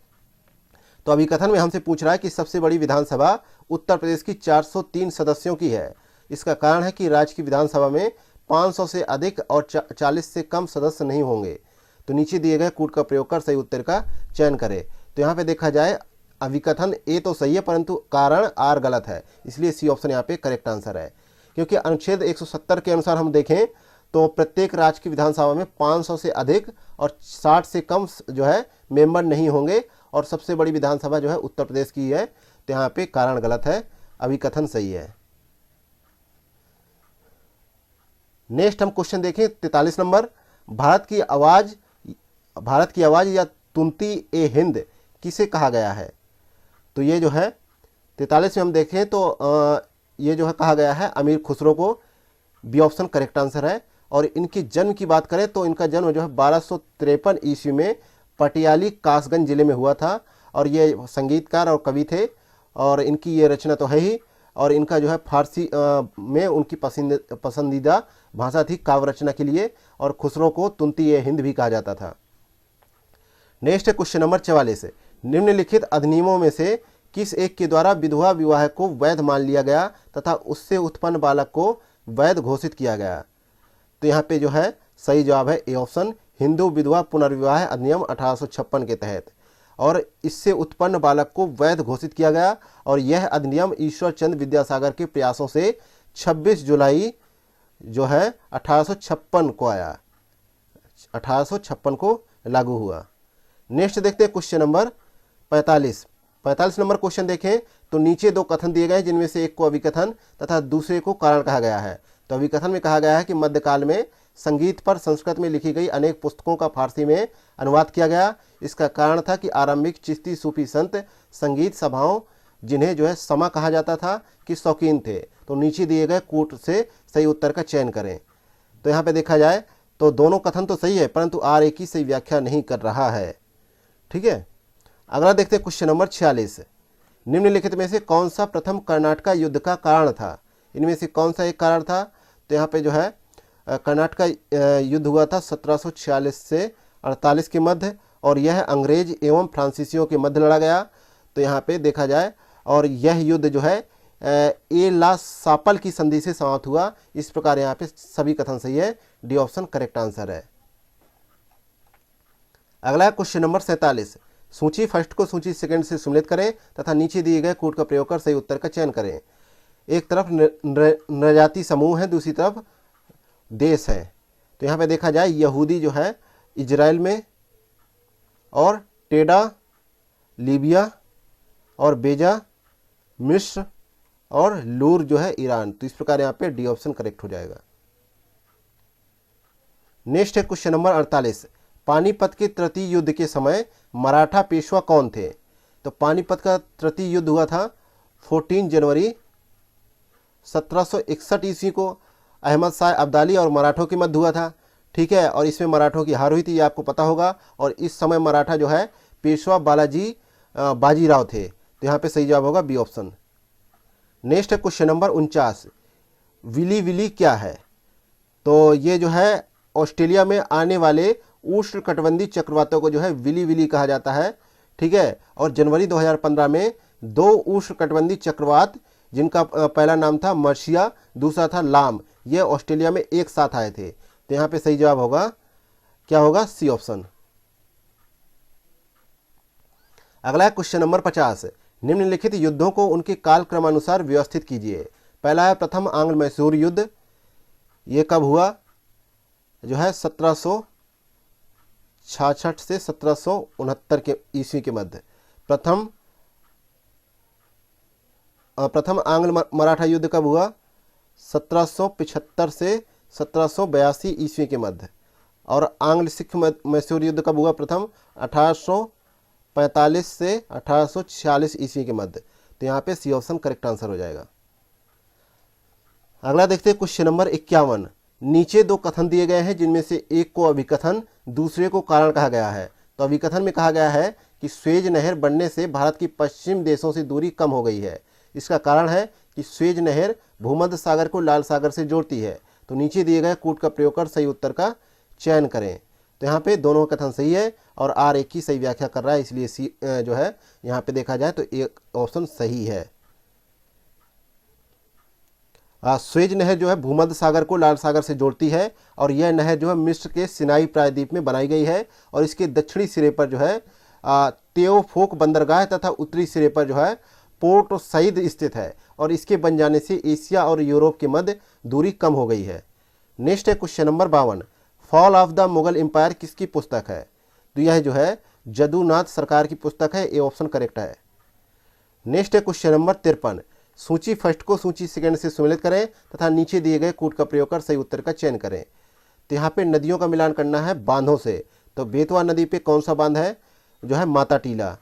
तो दूसरे से मिल जाएगा महानदी पे कौन सा है? हीराकुंड। पहले से मिल जाएगा चंबल पे कौन सा है? गांधी सागर। और जो है ताप्ती पे कौन सा है? जो है ककरापारा। तो यहाँ पे सही जवाब होगा बी ऑप्शन। नेक्स्ट है क्वेश्चन नंबर 54। निम्नलिखित में से कौन भूगर्भ की जानकारी का प्रत्यक्ष साधन है? तो यहाँ पे भूगर्भ की जानकारी के लिए प्रत्यक्ष जो है स्रोत है ज्वालामुखी, ये ऑप्शन करेक्ट है। इसके अलावा भूगर्भ की जानकारी हेतु जो है इनडायरेक्ट जो है सोर्स क्या है? उल्काएं हैं, गुरुत्वाकर्षण बल है, और पृथ्वी का चुंबकत्व है। नेक्स्ट देखते हैं क्वेश्चन नंबर 55। ऐसे जो है असतत आनुवांशिक परिवर्तन जो अचानक उत्पन्न होते हैं और पीढ़ी दर पीढ़ी उनका जो है स्थानांतरण होता है, तो इनको क्या कहा जाता है? उत्परिवर्तन कहा जाता है। बी ऑप्शन यहाँ पे राइट आंसर है। नेक्स्ट देखते हैं क्वेश्चन नंबर 56 हम लोग। तो निम्नलिखित देशों में से कौन सा एक जो है ब्रह्मपुत्र नदी के बहाव क्षेत्र के अंतर्गत नहीं आता है? तो यहाँ पे देखा जाए तो तिब्बत से निकलने वाली यरलुंग जंगबो नदी जो है भारत में ब्रह्मपुत्र नदी के नाम से जाना जाता है, और मानस नदी जो है ब्रह्मपुत्र की सहायक नदी है, और ब्रह्मपुत्र नदी का बहाव क्षेत्र जो है तिब्बत, बांग्लादेश और भारत है। तो यहाँ पे जो है सही जवाब होगा सी ऑप्शन, भूटान के अंतर्गत नहीं आता है। नेक्स्ट है क्वेश्चन नंबर 57। निम्नलिखित युग्मों में से कौन सा एक युग्म सही सुमेलित नहीं है? तो नहीं के लिए पूछा गया है। तो यहाँ पे सी ऑप्शन दे रखा है कि डीएनए में पाई जाने वाली शर्करा को जो है क्या कहा जाता है, तो इसको जो है शर्करा को पेंटोस कहा जाता है। इसमें जो है डीएनए में पेंटोस प्रकार की शर्करा पाई जाती है, ना कि हेक्सोस नाम की शर्करा पाई जाती है, इसलिए ये गलत है। सी ऑप्शन करेक्ट आंसर है। अगला क्वेश्चन देखते हैं 58 नंबर। पूंजीवादी अर्थव्यवस्था के संदर्भ में निम्नलिखित कथनों में से कौन सा कथन सही है, ये आपको बताना है। तो पहला कथन है, इसमें उत्पादित वस्तुओं तथा वस्तुओं का विभिन्न व्यक्तियों के बीच वितरण उनकी आवश्यकताओं के अनुसार होता है। दूसरा कथन है, इसमें उन्हीं उपभोक्ता वस्तुओं का उत्पादन होता है जिनकी बाजार में मांग है। तो यहाँ पे देखा जाए तो 58 का सही जवाब है बी ऑप्शन, लेकिन पहला यहाँ पे गलत हो जाता है, क्योंकि पूंजीवादी अर्थव्यवस्था जो है बाजार की शक्तियों पर निर्भर करती है और इसमें उन्हीं उपभोक्ता वस्तुओं का उत्पादन होता है जिनकी बाजार में मांग होती है। और इस प्रकार की अर्थव्यवस्था में उत्पादित वस्तुओं का वितरण विभिन्न व्यक्तियों के बीच उनकी आवश्यकताओं के अनुसार जो है नहीं होता है। अधिकांश वितरण इस आधार पर होता है कि व्यक्तियों की क्रय क्षमता कितनी है और वे किन वस्तुओं को खरीदने के इच्छुक है। तो यहाँ पे पहला स्टेटमेंट सही नहीं है। अगला देखते हैं क्वेश्चन नंबर 59। निम्नलिखित कथनों पर विचार करें। पहला कथन है कि प्रायः क्वथनांक एवं संघनन बिंदु समान होते हैं। दूसरा कथन है प्रायः गलनांक एवं हिमांक बिंदु समान होते हैं। तो यहाँ पे सत्य कथन का चुनाव करना है। तो यहाँ पे जो है 59 को देखा जाए तो सी ऑप्शन सही है, दोनों कथन यहाँ पे सही जवाब है। पहले बात कर लेते हैं जो है क्वथनांक और गलनांकी होते क्या हैं। तो निश्चित ताप पर जो है द्रव का ठोस में बदलना जो है हिमीकरण कहलाता है तथा इस निश्चित ताप को हिमांक कहते हैं। एवं प्रायः गलनांक एवं हिमांक बिंदु समान होते हैं। इसके अलावा जो है निश्चित ताप पर द्रव का वाष्प में बदल जाना वाष्पन कहलाता है। ये सब बहुत बारीक चीज़ें हैं, आप लोगों को पता होनी चाहिए। तथा इस निश्चित ताप को जो है द्रव का क्वथनांक कहा जाता है। प्रायः क्वथनांक एवं संघनन जो बिंदु जो है समान होते हैं। ठीक है, अगला देखते हैं क्वेश्चन नंबर 60। अर्थव्यवस्था में संरचनात्मक सुधार के संदर्भ में निम्नलिखित कथनों में से कौन सा कथन सही है। पहला कथन है कि संरचनात्मक सुधार एक दीर्घकालिक उपाय के रूप में होते हैं। दूसरा कथन है इनका उद्देश्य अर्थव्यवस्था की कुशलता को सुधार कर देश की अंतर्राष्ट्रीय स्पर्धा क्षमता को बढ़ाना है। तो यहाँ पे पूछा गया है कि कौन सी कथन यहाँ पे सत्य है। तो यहाँ पे 60 में देखा जाए तो दोनों कथन यहाँ पे सही है, इसलिए सी ऑप्शन करेक्ट आंसर हो जाएगा। अगला देखते हैं क्वेश्चन नंबर 61। निम्नलिखित कथनों पर विचार करें। पहला कथन है यह तत्व समान ताप पर द्रव के रूप में पाया जाता है। दूसरा कथन है इस तत्व के यौगिकों का उपयोग जो है पीड़ाहारी के रूप में किया जाता है। तो उपरोक्त कथनों का संबंध किस तत्व से है। तो यहाँ पे 61 को देखा जाए तो बी ऑप्शन सही है, ब्रोमीन से है। बी ऑप्शन यहाँ पे करेक्ट आंसर है। ब्रोमीन समान ताप पर द्रव के रूप में पाया जाता है और इस तत्व के यौगिकों का उपयोग जो है पीड़ाहारी के रूप में किया जाता है। और ब्रोमीन का जो है गहरा लाल भूरा रंग जो है तीव्र गंध वाला वाष्पशील द्रव है और यह आवर्त सारणी के जो है समूह 17वें का मेंबर है और इसे हैलोजन वर्ग के रूप में जाना जाता है। नेक्स्ट है question number 62। Doctor Bhimrao Ambedkar द्वारा वर्ष 1927 में बहिष्कृत समाज नामक पत्रिका का प्रकाशन शुरू किया गया। यह पत्रिका किस भाषा में छपती थी। तो यह पत्रिका जो है मराठी भाषा में छपती थी। बी ऑप्शन करेक्ट आंसर है। नेक्स्ट है क्वेश्चन नंबर 63। चांदी के निम्नलिखित यौगिकों में से किस एक को हॉर्न सिल्वर भी कहा जाता है। तो ये जो है हॉर्न सिल्वर ब्रोमाइड को कहा जाता है। ए ऑप्शन करेक्ट आंसर है और इसका उपयोग जो है फोटोक्रोमेटिक कांच बनाने में किया जाता है। और जो है सिल्वर ब्रोमाइड जो है फोटोग्राफी में भी उपयोग होता है और सिल्वर आयोडाइड का उपयोग जो है कृत्रिम वर्षा कराने में किया जाता है। नेक्स्ट है क्वेश्चन नंबर 64। निम्नलिखित में से किस एक व्यापारिक जलमार्ग को जो है बृहद ट्रंक मार्ग भी कहा जाता है। तो ये जो है उत्तरी अटलांटिक समुद्री मार्ग विश्व का सबसे व्यस्ततम व्यापारिक जलमार्ग है और इसे ही जो है बृहद ट्रंक मार्ग भी कहा जाता है। यह विश्व का 1/4 विदेशी व्यापार करता है अपने माध्यम से। तो यहाँ पे सही जवाब होगा बी ऑप्शन। नेक्स्ट देखते हैं क्वेश्चन नंबर 65। निम्नलिखित में से नील गाय का वैज्ञानिक नाम क्या है। तो नील गाय का वैज्ञानिक नाम जो है बोसेलाफस ट्रैगोकेमिलस है। बोसेलाफस ट्रैगोकेमिलस है। सी ऑप्शन करेक्ट आंसर है। नेक्स्ट है क्वेश्चन नंबर 66। मेक्सिको की खाड़ी में स्थित तेल के कुओं से अमेरिका के उत्तर पूर्वी राज्यों में तेल के परिवहन हेतु किस एक पाइपलाइन का प्रयोग किया जाता है? तो इस पाइपलाइन का नाम है जो है big inch pipeline. A option correct answer है। और जो है यह पाइपलाइन जो है 1840 किलोमीटर लंबी है। इसके अलावा कॉमेकॉन पाइपलाइन जो है पूर्व के सोवियत संघ में स्थित है। और नॉर्ड स्ट्रीम पाइपलाइन कहाँ पे स्थित है? ये जो है जर्मनी में स्थित है। ठीक है। और टैप लाइन जो है दक्षिण पूर्व एशिया में स्थित है। नेक्स्ट है क्वेश्चन नंबर 67। इंसुलिन के अतिश्रावण से कौन सा रोग होता है? तो इंसुलिन के अतिश्रावण के फलस्वरूप रुधिर में ग्लूकोज की मात्रा कम होने लगती है। तो यहाँ पे जो है इससे जो है हाइपोग्लाइसीमिया नामक रोग हो जाता है। बी ऑप्शन करेक्ट आंसर है। जबकि इंसुलिन के जो है अल्प श्रावण से मधुमेह नामक रोग हो जाता है। ठीक है। यहाँ पे अतिश्रावण का जिक्र है। ठीक है। लेकिन जो है अतिश्रावण का जिक्र है तो हाइपोग्लाइसीमिया नामक रोग होता है। बी ऑप्शन करेक्ट है। अगला क्वेश्चन नंबर 68। निम्नलिखित में से कौन सा एक संगठन general agreement on trade and tariff के उत्तराधिकारी के रूप में कार्य करता है? तो इसका नाम है विश्व व्यापार संगठन और इसकी स्थापना हुई थी 1995 में। यह जो है अंतर्राष्ट्रीय संगठन जो है वैश्विक व्यापार के नियमों को तय करता है। यह द्वितीय विश्व युद्ध के पश्चात जो है अस्तित्व में आया। ठीक है। नेक्स्ट है क्वेश्चन नंबर 69। स्पाइरोमीटर से क्या मापा जाता है? तो इससे जो है श्वास मापा जाता है। बी ऑप्शन करेक्ट आंसर है। और श्वास द्वारा जो है प्रति मिनट लगभग 250 मिली ऑक्सीजन ग्रहण की जाती है तथा 220 मिली कार्बन डाइऑक्साइड बाहर निकलती है। नेक्स्ट है क्वेश्चन नंबर 70। निम्नलिखित में से कौन सा एक महाभारत के तेलुगु अनुवादों के लिए विख्यात नहीं है? तो यहाँ पे सही जवाब है कंबन। क्योंकि जो है 11वीं शताब्दी में महाभारत के तेलुगु अनुवाद का कार्य जो है नन्नय ने प्रारंभ किया, जिसे क्रमशः टिक्कन तथा एरन द्वारा 13वीं और 14वीं शताब्दी में पूरा किया गया। तो ये ऑप्शन यहाँ पे करेक्ट आंसर है।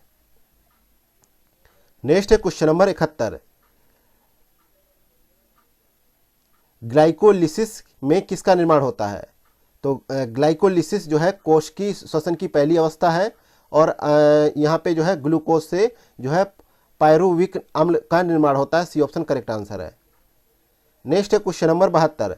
सूची फर्स्ट को सूची सेकंड से सम्मिलित करें तथा नीचे दिए गए कूट का प्रयोग कर सही उत्तर का चुनाव करें। तो यहाँ पे देखा जाए तो बी ऑप्शन देखे तो यहाँ पे जो है यहाँ पे पहले मिलान कर लेते हैं 72 में।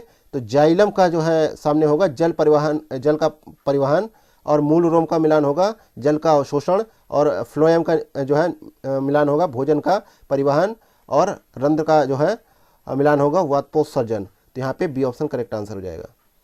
अगला देखते हैं क्वेश्चन नंबर 73। निम्न युग्मों में से कौन सा एक सुमिलित नहीं है? तो यहाँ पे देखा जाए डी ऑप्शन जो है अर्निथोलॉजी का जो है मिलान क्या है होगा। अर्निथोलॉजी का में क्या किसका अध्ययन किया जाता है? पक्षियों का अध्ययन किया जाता है, जबकि सांपों का अध्ययन जो है ऑफियोलॉजी में किया जाता है, इसलिए ये मिलान सही नहीं है। अगला क्वेश्चन नंबर 74। मानव गुर्दे में पथरी का मुख्य घटक क्या है? तो इसमें जो है मानव गुर्दे में पथरी का मुख्य घटक जो है कैल्शियम ऑक्जेलेट है।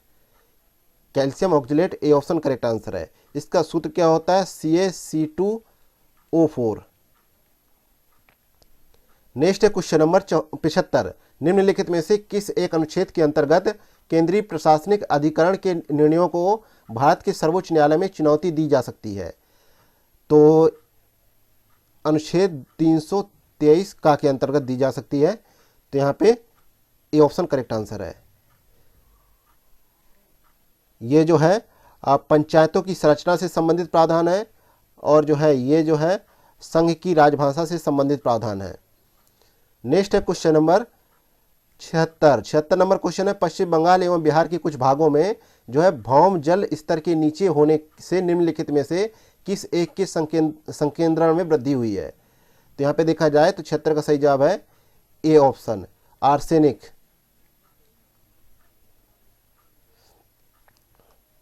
इसके अलावा राजस्थान, महाराष्ट्र इत्यादि राज्यों में भौम जल स्तर नीचा होने के कारण जो है फ्लोराइड का संकेंद्रण बढ़ा है, ठीक है, लेकिन यहाँ पे पश्चिम बंगाल और बिहार में जो है आर्सेनिक के संकेंद्रण में वृद्धि हुई है।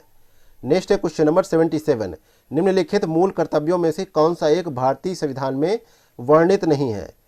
तो यहाँ पे देखा जाए तो भारत के संविधान 4A में 42वें संविधान संशोधन अधिनियम 1976 द्वारा मौलिक अधिकारों का, मौलिक कर्तव्यों का समावेशन किया गया। वर्तमान में अनुच्छेद 51A के तहत 11 जो है मूल कर्तव्य वर्णित किए गए हैं, जिनमें से अल्पसंख्यकों की रक्षा करना इसमें सम्मिलित नहीं है, बाकी A, C और D सही है।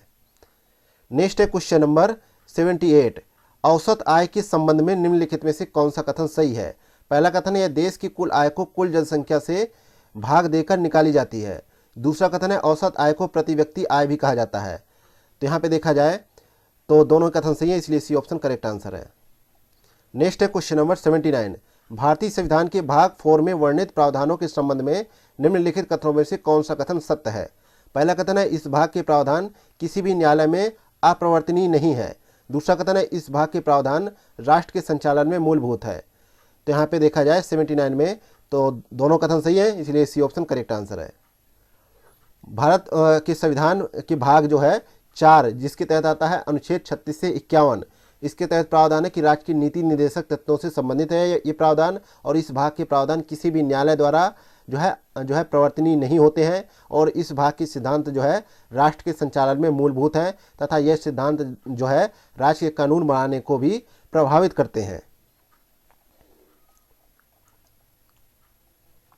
अगला है क्वेश्चन नंबर 80, निम्नलिखित कथनों में से कौन सा एक जो है सार्वजनिक एवं निजी क्षेत्रों को विभाजित करने का मुख्य आधार है? तो यहाँ पे जो है 80 में देखें तो सही जवाब है सी ऑप्शन जो है उद्यमों की स्वामित्व, सी ऑप्शन करेक्ट आंसर है।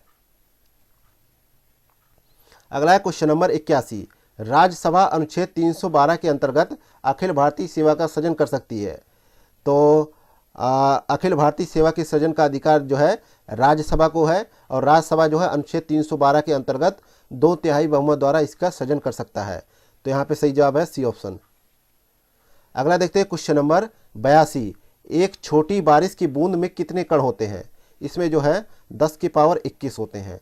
तो सही जवाब होगा बी ऑप्शन। नेक्स्ट है क्वेश्चन नंबर 83, निम्नलिखित में से किस पदाधिकारी को हटाने में संसद की भूमिका नहीं होती है? तो यहाँ पे महान्यायवादी को हटाने में संसद की भूमिका की आवश्यकता नहीं होती, और अनुच्छेद 76 में राष्ट्रपति द्वारा महान्यायवादी को नियुक्त किए जाने का प्रावधान है, और वह राष्ट्रपति के प्रसाद पर्यंत पद धारण करता है। तो यहाँ पे सी ऑप्शन करेक्ट आंसर हो जाएगा। नेक्स्ट है क्वेश्चन नंबर 84, वर्ष 1902 में थॉमस रैले की अध्यक्षता में एक विश्वविद्यालय आयोग गठन किया गया, जिसमें भारतीय सदस्य के रूप में किसे सम्मिलित किया गया? तो यहाँ पे देखा जाए तो सही जवाब है सी ऑप्शन सैयद हुसैन बिलग्रामी को और जस्टिस गुरुदास बनर्जी को। तो सी ऑप्शन यहाँ पे करेक्ट आंसर हो जाएगा।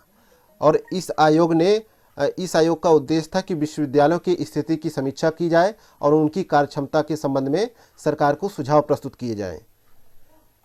नेक्स्ट है क्वेश्चन नंबर 85, निम्नलिखित कथनों में से कौन सा कथन जो है फाइटोप्लैंक्टॉन्स के संबंध में सत्य है?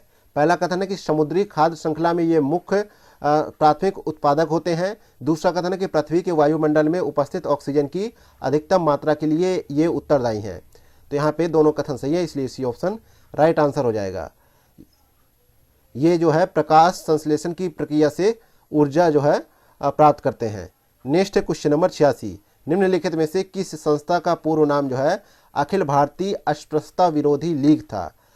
तो हरिजन सेवा संघ का नाम था पूर्व नाम। तो यहाँ पे सी ऑप्शन करेक्ट आंसर हो जाएगा, और इसकी स्थापना महात्मा गांधी ने 1932 ईस्वी में की थी। ठीक है, अगला देखते हैं क्वेश्चन नंबर 87, निम्नलिखित में से कौन सा एक भारत के उत्तराखंड राज्य को हिमालय से जोड़ने वाला एक प्रमुख दर्रा है? तो इस दर्रे का नाम है नीति दर्रा, ये ऑप्शन करेक्ट आंसर है। ये भारत के उत्तराखंड राज्य को हिमालय से जोड़ने वाला एक प्रमुख दर्रा है। ठीक है, इसके अलावा मानाला दर्रा जास्कर पर्वत श्रेणी के पूर्वी छोर तक फैला हुआ है। ठीक है, इसके बारे में बात हो गई। और सिपकीला दर्रा का भी बात कर लेते हैं, ये हिमाचल प्रदेश में है। और एक और है नाथुला दर्रा, ये जो है सिक्किम में है। नेक्स्ट है क्वेश्चन नंबर 88, नीचे दो कथन दिए गए हैं जिनमें से एक को अभिकथन दूसरे को कारण कहा गया है। तो अभिकथन में कहा गया है कि चार्ल्स मेटकॉफ को समाचार पत्रों का मुक्तिदाता कहा जाता है। इसका कारण बताया गया है कि मेटकॉफ ने liberation of Indian press act लागू करवाया था। तो यहाँ पे ए ऑप्शन सही है, ए आर दोनों सही है, आर एस की सही व्याख्या कर रहा है। अगला क्वेश्चन नंबर 89, निम्नलिखित कथनों पर विचार करें। पहला कथन है मेरियाना गर्त को चैलेंजर गर्त भी कहा जाता है। दूसरा कथन है मेरियाना गर्त जो है गुआम द्वीप के निकट प्रशांत महासागर में स्थित है। तो यहाँ पे सही कथन का चुनाव करना है, तो दोनों कथन यहाँ पे सही है, सी ऑप्शन करेक्ट आंसर हो जाएगा। और ये जो मेरियाना गर्त है इसकी जो है गहराई की बात की जाए तो 11,033 जो है मीटर इसकी गहराई है। अगला है क्वेश्चन नंबर 90, निम्नलिखित में से कौन सा एक अटलांटिक महासागर में स्थित नहीं है। तो यहाँ पे जो है सी ऑप्शन जो है रियूनियन द्वीप जो है अटलांटिक महासागर में स्थित नहीं है। और इसके अलावा जो है मॉरिशस द्वीप का भी जिक्र है कि रियूनियन तथा मॉरिशस द्वीप जो है हिंद महासागर में स्थित जो है ज्वालामुखी द्वीप है, जबकि अन्य जो है हडसन खाड़ी और बेफिन खाड़ी और उत्तरी सागर जो है अटलांटिक महासागर में स्थित है। अगला है क्वेश्चन नंबर 91, निम्नलिखित में से कौन सी विश्व की दूसरी सबसे बड़ी गहरी झील है।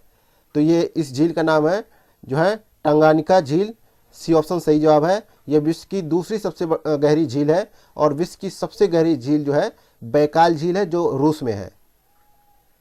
नेक्स्ट है क्वेश्चन नंबर 92, सूची फर्स्ट को सूची सेकंड से सम्मिलित करें तथा नीचे दिए गए कूट का प्रयोग कर सही उत्तर का चयन करें। कुछ समान नाम है और उनके वैज्ञानिक नाम है। तो चीते का देखें तो चीते का मिलान होगा दूसरे से, शेर का मिलान होगा जो है चौथे से, और बरगद का मिलान होगा पहले से, और कपास का मिलान होगा तीसरे से। तो यहाँ पे सही जवाब हो जाएगा बी ऑप्शन। आगे बढ़े तो देखते हैं क्वेश्चन नंबर 93, निम्नलिखित युग्मों में से कौन सा एक सही सुमेलित नहीं है। रोगों का मिलान करना है रोगाणु या जीवाणु से। तो यहाँ पे देखा जाए काली खांसी का मिलान किससे, काली खांसी का मिलान जो है सही है, तपेदिक का मिलान भी सही है, और निंद्रालु व्याधि का मिलान जो है गलत है, क्योंकि जो है इसका मिलान होगा, इसका रोगाणु या जीवाणु क्या होता है, इसका होता है ट्राइपेनेसोमा ब्रुसाई, इसका जो है रोगाणु या जीवाणु होता है, लेकिन सामने गलत लिखा है इसलिए सी ऑप्शन गलत हो जाएगा। अगला है क्वेश्चन नंबर 94, वयस्कों में हड्डी मुलायम होने को क्या कहा जाता है। इसे जो है कहा जाता है जो है अस्थि मृदुता कहा जाता है, बी ऑप्शन करेक्ट आंसर है। बच्चों में इस रोग को जो है रिकटस कहा जाता है, यह प्रायः विटामिन डी की कमी के कारण होता है। अगला है क्वेश्चन नंबर 95, सूची फर्स्ट को सूची सेकेंड से सम्मिलित करें तथा नीचे दिए गए कूट का प्रयोग कर सही उत्तर का चुनाव करें। विटामिन का मिलान करना है उनके रासायनिक नाम से। तो विटामिन B1 का मिलान क्या होगा, थायमिन। विटामिन B3 का मिलान होगा जो है तीसरे से नियासिन। विटामिन B5 का मिलान होगा पेंटोथेनिक अम्ल, और विटामिन B7 का मिलान होगा बायोटिन। तो यहाँ पे करेक्ट आंसर होगा ए ऑप्शन। अगला है क्वेश्चन नंबर 96, निम्न युग्मों में से कौन सा सही सुमेलित है। फलों का मिलान करना है खाने योग्य भाग से। तो नाशपाती का सही है मिलान जो है पुष्पासन। काजू का मिलान क्या है, बीज पत्र होता है, ये गलत हो गया। और पपीता क्या होता है, मध्य फलभिति, ठीक है, तो ये भी गलत है। लीची का क्या होता है, एरिल। तो पहला और चौथा सही है, सी ऑप्शन करेक्ट हो जाएगा। नेक्स्ट है क्वेश्चन नंबर 97, लैक्टोजेनिक हार्मोन्स स्रावित होते हैं। तो ये जो है पीयूष ग्रंथि से स्रावित होते हैं, डी ऑप्शन करेक्ट आंसर है। और पीयूष ग्रंथि की लैक्टोट्रॉफ कोशिकाओं के द्वारा स्रावित हार्मोन्स को जो है लैक्टोजेनिक हार्मोन्स या दुग्धजनक हार्मोन्स कहते हैं। और इस हार्मोन्स का कार्य होता है कि गर्भावस्था के दौरान स्त्रियों में स्तनों में वृद्धि करना होता है तथा स्त्रियों के स्तनों में वृद्धि करना होता है तथा शिशु के जन्म के पश्चात जो है दुग्ध का स्राव प्रेषित करना होता है। नेक्स्ट है क्वेश्चन नंबर 98, जो है क्रेब्स चक्र के संबंध में निम्न कथनों पर विचार करें। पहला कथन है कि ऑक्सी श्वसन क्रिया, दूसरा है कोशिका द्रव में होता है और ग्लूकोज को पायरुविक अम्ल में परिवर्तित करता है, ग्लूकोज को पायरुविक अम्ल में परिवर्तित करता है, और चौथा कथन है कि उच्च ऊर्जा उत्पादन होता है। तो यहाँ पे 98 का बताना है कि कितने कथन सही है। तो यहाँ पे जो है बी ऑप्शन सही है, 2 कथन सही है, ठीक है।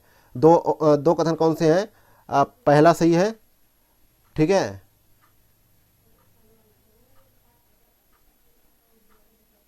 पहला सही है, और जो है चौथा सही है, दूसरा और तीसरा गलत है। ठीक है, आगे बढ़ते हैं, देखते हैं क्वेश्चन नंबर 99। निम्नलिखित कथनों पर विचार करें। पहला कथन है कि इलेक्ट्रॉन का आवेश जो है -1.6 गुणे 10 की पावर -19 कूलम होता है। और दूसरा कथन है जे थॉम्सन इलेक्ट्रॉन के जो है निर्विवाद खोज करता है। तो उपरोक्त में से कौन सा कथन यहाँ पे सही है, उसका चयन करना है। तो यहाँ पे देखा जाए दोनों कथन यहाँ पे सही है, इसलिए सी ऑप्शन करेक्ट आंसर है। और जो है इलेक्ट्रॉन का आवेश प्रारंभिक आवेश ई के परिणाम के बराबर होता है, यानी मतलब कि प्रारंभिक आवेश के परिणाम के बराबर होता है, लेकिन एक ऋणात्मक चिन्ह को वहन करता है। ठीक है, इसलिए जो है यहाँ पे जो है इसका जो है प्रारंभिक आवेश का मान जो है लगभग 1.602 गुणे 10 की पावर -19 कूलम होता है। ठीक है, आगे बढ़ते हैं, देखते हैं। और इसकी खोज की बात की जाए तो 1897 में जे थॉम्सन ने इलेक्ट्रॉन की खोज की थी। नेक्स्ट है क्वेश्चन नंबर 100। सूची फर्स्ट को सूची सेकेंड से सम्मिलित करें तथा नीचे दिए गए कूट का प्रयोग कर सही उत्तर का चयन करें। तो उपकरण का जो है एक तरफ दे रखा है सूची फर्स्ट में उपकरण, दूसरी तरफ उपयोग दे रखा है। तो यहाँ पे देखा जाए पहले का मिलान होगा जो है पहले से, और दूसरे का मिलान होगा दूसरे से, तीसरे का मिलान होगा चौथे से, और चौथे का मिलान होगा तीसरे से। तो यहाँ पे सही आंसर होगा ए ऑप्शन। अगला देखते हैं क्वेश्चन नंबर 101। अवरक्त विकिरण की खोज किसने की थी? तो इसकी खोज जो है विलियम हर्सल ने की थी। ठीक है, सी ऑप्शन करेक्ट आंसर हो जाएगा। और इसका तरंग दैर्घ्य की बात करें तो 7.8 गुणे 10 की पावर -7 मीटर से 10-3 तक होता है। नेक्स्ट है क्वेश्चन नंबर 102। निम्नलिखित में से कौन से ग्रह जो है अंतर्ग्रह की श्रेणी में आते हैं? पहला बुध, दूसरा पृथ्वी, तीसरा शुक्र, चौथा बृहस्पति। तो कूट की सहायता से सही उत्तर का चयन करें। तो यहाँ पे पहला और तीसरा यहाँ पे सही है, क्योंकि जो है बुध जो है सौरमंडल का सबसे छोटा ग्रह है और शुक्र ग्रह जो है सौरमंडल का सबसे चमकीला ग्रह है। बुध एवं शुक्र ग्रह के कोई उपग्रह नहीं होते हैं। ये दोनों ग्रह जो है सूर्य एवं पृथ्वी के मध्य स्थित हैं, इसलिए इन्हें सौरमंडल का सबसे चमकीला ग्रह कहा जाता है। नेक्स्ट है क्वेश्चन नंबर 103। निम्नलिखित सल्तनत कालीन शासकों में से किस एक के राज्यारोहण के साथ ही सल्तनत काल के साम्राज्यवादी युग का आरंभ माना जाता है? तो ये सही जवाब है A option, Alauddin Khilji. Next है क्वेश्चन नंबर 104। निम्नलिखित में से कौन सा एक भारत में प्राकृतिक रूप से नहीं पाया जाता है? तो भारत में जो है स्पाइडर वानर जो है मुख्य रूप से नहीं पाया जाता है, ए ऑप्शन करेक्ट है। यह मुख्यतः मध्य एवं दक्षिणी अमेरिका की सदाबहार वनों में पाए जाते हैं और उष्णकटिबंधीय जलवायु क्षेत्र इनका मुख्य आवास स्थान है। नेक्स्ट है क्वेश्चन नंबर 105। ममल्ल शैली का विकास किस शासक के शासन में हुआ था? तो ये जो है पल्लव नरेश नरसिंह वर्मन के समय हुआ था, और इन्होंने जो है ममल्ल की उपाधि धारण की थी और इन्हें ममल्ल शैली कहा जाता है। तो यहाँ पे सही जवाब होगा ए ऑप्शन। अगला क्वेश्चन देखते हैं 106 नंबर। 106 नंबर आपसे पूछ रहा है कि नीचे दो कथन दिए गए हैं, जिनमें से एक को अभिकथन, दूसरे को कारण कहा गया है। तो अभिकथन में आपसे कहा गया है कि हृदय शूल को हृदयघात का पूर्वगामी कहते हैं। इसका कारण बताया गया है कि दोनों में समान प्रकार का दर्द रोगी को महसूस होता है। तो नीचे दिए गए कूट का प्रयोग कर सही उत्तर का चयन करें। तो 106 में कहा गया है कि ए आर दोनों तो सही है, परंतु आर ए की सही व्याख्या नहीं करता है। ठीक है, नेक्स्ट है क्वेश्चन नंबर 107। 107 नंबर क्वेश्चन है, भारत की सबसे ऊंचाई पर अवस्थित निम्न में से कौन सी झील है? तो सबसे ऊंचाई पर अवस्थित झील जो है चुलामू झील है। ठीक है, सी ऑप्शन करेक्ट है। यह सिक्किम में स्थित है। यह 17,487 फीट ऊंची है और यह जो है तीस्ता नदी का उद्गम जो है इसी झील से हुआ है। नेक्स्ट है क्वेश्चन नंबर 108। सौर ऊर्जा की स्थापना तथा पंप सेटों को सौर ऊर्जा से जोड़कर किसानों को डीजल पर निर्भरता समाप्त करने के उद्देश्य के साथ प्रधानमंत्री कुसुम योजना का प्रारंभ कब किया गया? तो इसका प्रारंभ जो है 2019 में किया गया। सी ऑप्शन करेक्ट आंसर है। और इसके तहत जो है सोलर पंप लगाने के लिए किसानों, पंचायतों एवं सहकारी समितियों का समूह आवेदन कर सकता है। नेक्स्ट है क्वेश्चन नंबर 109। निम्नलिखित में से कौन सा एक युग्म सही सुमेलित नहीं है? कंपनी का मिलान करना है सहयोगी देश से। तो यहाँ पे डी ऑप्शन जो है माल्को दे रखा है कंपनी का नाम, यानी मद्रास एल्यूमिनियम कंपनी लिमिटेड। यह इटली के सहयोग से स्थापित की गई है, ना कि कनाडा के, और इसकी स्थापना 1965 में जो है मेट्टूर में की गई थी। यह जो है सलेम जिले के पास स्थित है। नेक्स्ट है क्वेश्चन नंबर 110। उत्तर प्रदेश सरकार द्वारा चलाई जाने वाली सबरी संकल्प योजना का उद्देश्य क्या है? तो इसका उद्देश्य है कि बच्चों में कुपोषण की समाप्ति की जाए। यह योजना राष्ट्रीय पोषण अभियान से संबंधित है और जो है यहाँ पे सही जवाब हो जाएगा जो है सी ऑप्शन। नेक्स्ट क्वेश्चन देखते हैं 111 नंबर। सूची फर्स्ट को सूची सेकंड से सम्मिलित करें तथा नीचे दिए गए कूट का प्रयोग कर सही उत्तर का चयन करें। जलप्रपात का निर्माण करना जो है मिलान करना है नदियों से। तो मेला जलप्रपात कहाँ पे है? नर्मदा नदी पे। ठीक है। चूलिया जलप्रपात कहाँ पे है? चंबल नदी पे। हुंडरू जलप्रपात कहाँ पे? स्वर्णरेखा नदी पे। जोग जलप्रपात जो है शरावती नदी पे। तो यहाँ पे सही जवाब क्या होगा? C option. अगला क्वेश्चन नंबर 112 है। निम्न पर विचार करें। पहला कथन है न्यूनतम आवश्यकता कार्यक्रम, दूसरा है क्षेत्रीय ग्रामीण बैंकों की स्थापना, तीसरा है काम के बदले अनाज कार्यक्रम। तो उपरोक्त तो सभी जो है किस पंचवर्षीय योजना की विशेषताएं हैं? तो ये जो है 5वीं पंचवर्षीय योजना की विशेषता है। बी ऑप्शन राइट आंसर है। अगला क्वेश्चन नंबर 113 है। प्रायद्वीपीय पठार के संबंध में निम्नलिखित कथनों में से कौन सा कथन सत्य है? पहला कथन है यह भारत के प्राचीनतम और स्थिर भूभागों में से एक है। दूसरा कथन है कि शिलांग तथा कार्बी एंगलोंग पठार इसी भूखंड का विस्तार है। तो यहाँ पे देखा जाए दोनों कथन यहाँ पे सही है। सी ऑप्शन यहाँ पे करेक्ट आंसर है। इसके अलावा बात की जाए तो 113 में तो प्रायद्वीपीय पठार जो है भारत के दक्षिण में स्थित एक तिकोने आकार वाला भूखंड है। इसकी ऊंचाई की बात की जाए तो इसकी ऊंचाई 600 से 900 मीटर है। यह प्राचीन और स्थिर भूभाग है और शिलांग तथा कार्बी एंगलोंग पठार इसी भूखंड का विस्तार है। नेक्स्ट देखते हैं क्वेश्चन नंबर 114 है। निम्नलिखित में से कौन सा कार्यक्रम रोजगार से संबंधित नहीं है? तो यहाँ पे देखा जाए तो बी ऑप्शन RMSA, ठीक है, यानी राष्ट्रीय माध्यमिक शिक्षा अभियान इसका फुल फॉर्म है और इसकी शुरुआत 2009 में हुई थी। ठीक है। इसका उद्देश्य भारत सरकार द्वारा माध्यमिक शिक्षा तक पहुंच बढ़ाने तथा इसकी गुणवत्ता में सुधार लाने के लिए इस जो है अभियान को शुरू किया गया था। बाकी रोजगार से संबंधित है। ठीक है। नेक्स्ट है क्वेश्चन नंबर 115 है। निम्नलिखित में से किस प्रकार के जल में प्रवाल का विकास नहीं हो पाता है? तो यहाँ पे देखा जाए डी ऑप्शन अत्यधिक लवणता युक्त जल में नहीं हो पाता, अत्यधिक जो है अवसाद युक्त जल में नहीं हो पाता, अत्यधिक स्वच्छता युक्त जल में नहीं हो पाता। तो यहाँ पे डी ऑप्शन करेक्ट आंसर हो जाएगा। अगला क्वेश्चन नंबर 116 है। 16 नंबर क्वेश्चन है। 116 नंबर क्वेश्चन, पेट्रोलियम एवं प्राकृतिक गैस मंत्रालय द्वारा निम्नलिखित में से किस वर्ष से मिट्टी के तेल पर प्रत्यक्ष लाभ हस्तांतरण योजना लागू की गई? तो यह जो है 1 अप्रैल 2016 से लागू की गई। ये ऑप्शन करेक्ट आंसर है। इसके तहत जो है उपभोक्ता जो है मिट्टी का तेल खरीदते समय गैर रियायती मूल्य का भुगतान करेंगे एवं बाद में सब्सिडी राशि उनके खाते में भेज दी जाएगी। नेक्स्ट है क्वेश्चन नंबर 117 है। पर्यावरण से संबंधित निम्नलिखित अधिनियमों को काल क्रमानुसार लगाएं एवं कूट की सहायता से सही उत्तर का चयन करें।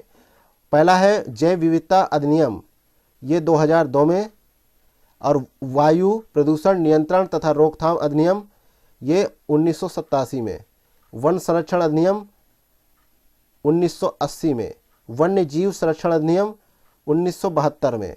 तो इस प्रकार जो है सही कूट बैठेगा बी ऑप्शन। नेक्स्ट है क्वेश्चन नंबर 118 है। डिजिटल इंडिया कार्यक्रम कब लॉन्च किया गया था? तो यह जो है 2015 में लागू किया गया। बी ऑप्शन करेक्ट आंसर है। नेक्स्ट है क्वेश्चन नंबर 119। निम्नलिखित में से कौन एक ब्रह्मपुत्र की सहायक नदी नहीं है?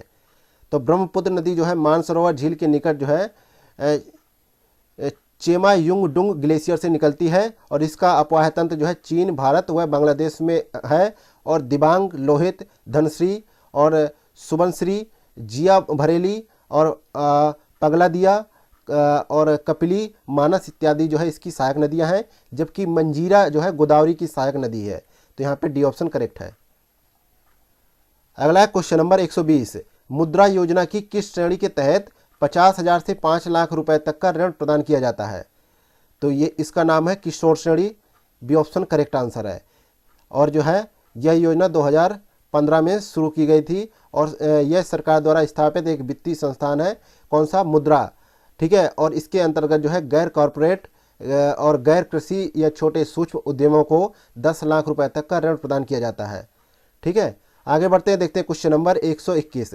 निम्नलिखित में से कौन सा एक प्रमुख तांबा उत्पादक क्षेत्र है? तो तांबा उत्पादक क्षेत्र जो है कोंडागांव छत्तीसगढ़ है, ठीक है। यहाँ पे जो है नहीं है के लिए पूछा गया है, तांबा उत्पादक क्षेत्र नहीं है, तो कोंडागांव छत्तीसगढ़ ये तांबा उत्पादक क्षेत्र नहीं है, बल्कि ये जो है बॉक्साइट उत्पादक क्षेत्र है, ठीक है। बाकी जो है तांबा उत्पादक क्षेत्र है तीनों। अगला है क्वेश्चन नंबर 122, सांसद स्थानीय विकास निधि योजना कब आरंभ की गई? यह 1993 में आरंभ की गई, बी ऑप्शन राइट है। अगला है क्वेश्चन नंबर 123, भारत के निम्नलिखित क्षेत्रों में से कौन सा एक 200 सेमी से अधिक वर्षा का क्षेत्र नहीं है? तो 200 से अधिक भारत के 3 ऐसे क्षेत्र हैं जहां 200 सेमी से अधिक वर्षा होती है। उत्तर पूर्वी भारत, अंडमान निकोबार द्वीप समूह तथा पश्चिमी घाट का पर्वत पश्चिमी ढाल, और लेकिन जो है डी ऑप्शन यहाँ पे सही है कि पंजाब हरियाणा का दक्षिण भाग में 200 सेमी से अधिक वर्षा नहीं होती है, यहाँ पे 50 सेमी से कम वर्षा होती है। नेक्स्ट है क्वेश्चन नंबर 124, ग्रामीण अवसंरचना विकास कोष की स्थापना किसके अंतर्गत की गई? तो इसकी स्थापना जो है कृषि क्षेत्र के लिए विशेष ऋण उपलब्ध कराना इसका मुख्य उद्देश्य है, और इसकी स्थापना नाबार्ड के अंतर्गत 1995 में की गई। तो यहाँ पे सी ऑप्शन करेक्ट है। अगला है क्वेश्चन नंबर 125, निम्नलिखित में से कौन सी एक अरब सागर में गिरने वाली सबसे बड़ी प्रायद्वीपीय नदी है? तो इस नदी का नाम है नर्मदा नदी, बी ऑप्शन करेक्ट आंसर है। नेक्स्ट है क्वेश्चन नंबर 126, मई 2023 में 32वें अरब लीग शिखर सम्मेलन 2023 का आयोजन कहाँ किया गया? तो इसका आयोजन जो है जिद्दा सऊदी अरब में किया गया, ठीक है, ये ऑप्शन करेक्ट आंसर है। और जो है अरब लीग अरब देशों का रीजनल ऑर्गेनाइजेशन है, और मार्च 1945 में इसका गठन काहिरा मिस्र में किया गया। नेक्स्ट देखते हैं क्वेश्चन नंबर 127, केंद्र सरकार द्वारा जून 2023 में मणिपुर हिंसा की जांच हेतु किसकी अध्यक्षता में 3 जो है मेंबर की न्यायिक आयोग का गठन किया गया? तो ये जो है न्यायमूर्ति अजय लांबा की अध्यक्षता में 3 जो है मेंबर की न्यायिक आयोग का गठन किया गया। इसमें जो पूर्व मेंबर थे, एक आईएएस थे हिमांशु शेखर दास, और जो है पूर्व आईपीएस अधिकारी थे आलोक प्रभाकर इसमें। तो यहाँ पे सही जवाब होगा सी ऑप्शन। अगला है क्वेश्चन नंबर 128, जून 2023 में इंटर सोलर यूरोप 2023 प्रदर्शनी का आयोजन कहाँ किया गया? तो इसका आयोजन जो है म्यूनिख जर्मनी में किया गया, ये ऑप्शन करेक्ट आंसर है। नेक्स्ट है क्वेश्चन नंबर 129, निम्नलिखित युग्मों में से कौन सा एक जो है सही सुमेलित है? व्यक्ति का मिलान करना है नियुक्ति से, ठीक है, तो यहाँ पे सारी सही मिलान है, ठीक है, इसलिए डी ऑप्शन करेक्ट है। अगला है क्वेश्चन नंबर 130, जून 2023 में उत्तर प्रदेश मातृभूमि योजना का प्रारंभ किस जनपद में किया गया?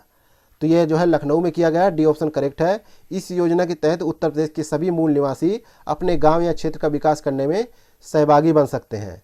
अगला क्वेश्चन नंबर 131, अप्रैल 2023 में केंद्रीय गृह मंत्री अमित शाह द्वारा उत्तर प्रदेश के किस जिले में जो है हरिहरपुर संगीत विश्वविद्यालय का शिलान्यास किया गया? तो ये जो है केंद्रीय गृह मंत्री ने आजमगढ़ जिले में इस विश्वविद्यालय का जो है शिलान्यास किया, ये ऑप्शन करेक्ट है। अगला क्वेश्चन नंबर 132, जून 2023 में केंद्रीय पत्तन पोत परिवहन जल मंत्रालय द्वारा भारत के पहले अंतर्राष्ट्रीय क्रूज पोत एमवी एक्सप्रेस को हरी झंडी दिखाकर कहां से कहां के लिए रवाना किया गया?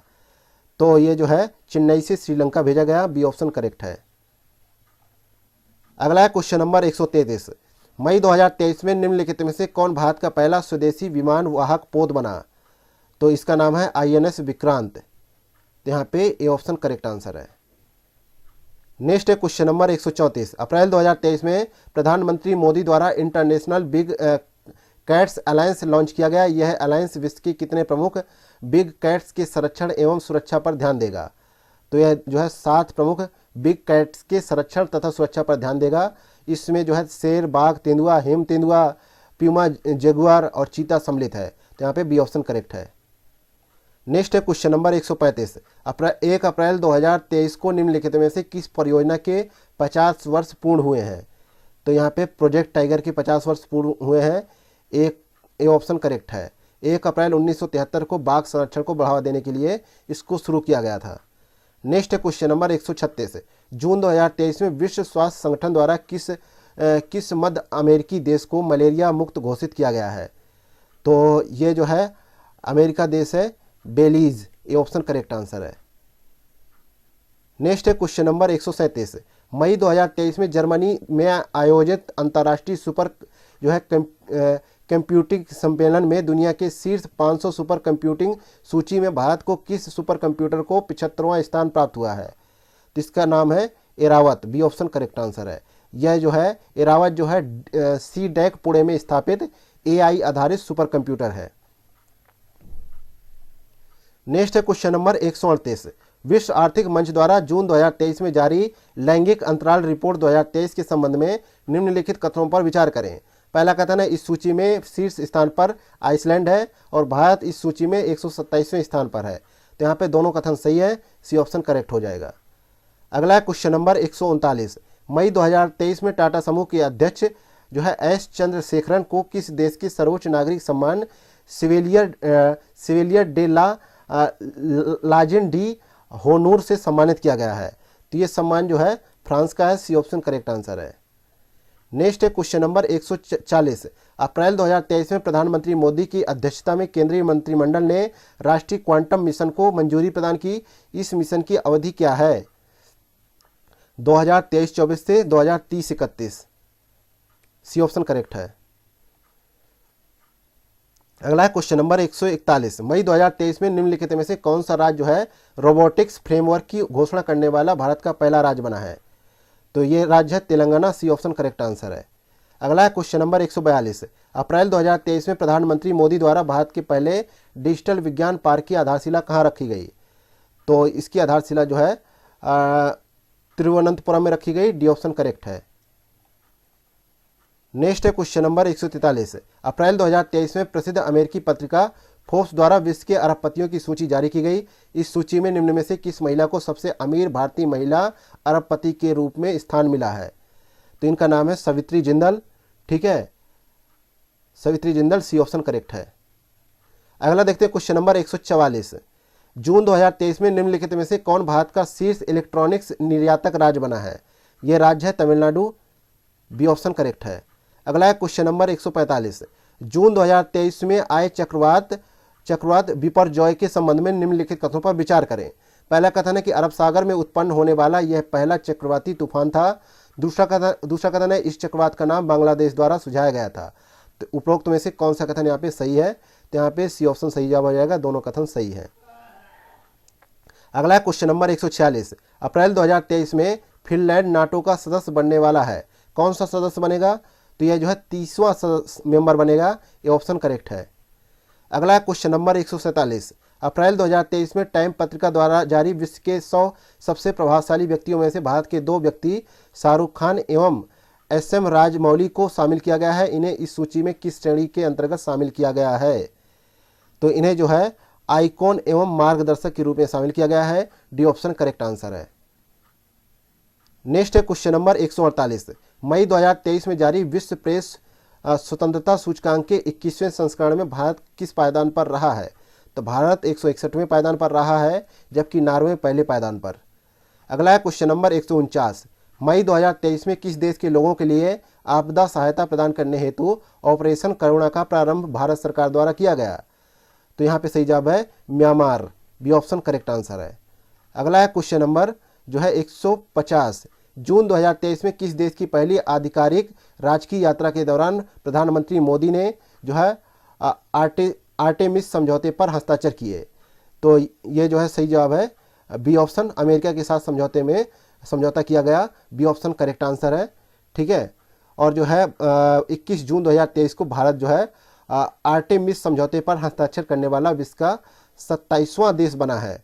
ठीक है, इसी के साथ ही ध्येय IAS संस्थान द्वारा संचालित UPPCS का टेस्ट सीरीज क्रमांक नंबर 14 यहीं पे समाप्त होता है। मिलते हैं नेक्स्ट वीडियो में। Thank you for watching Examophobia YouTube channel.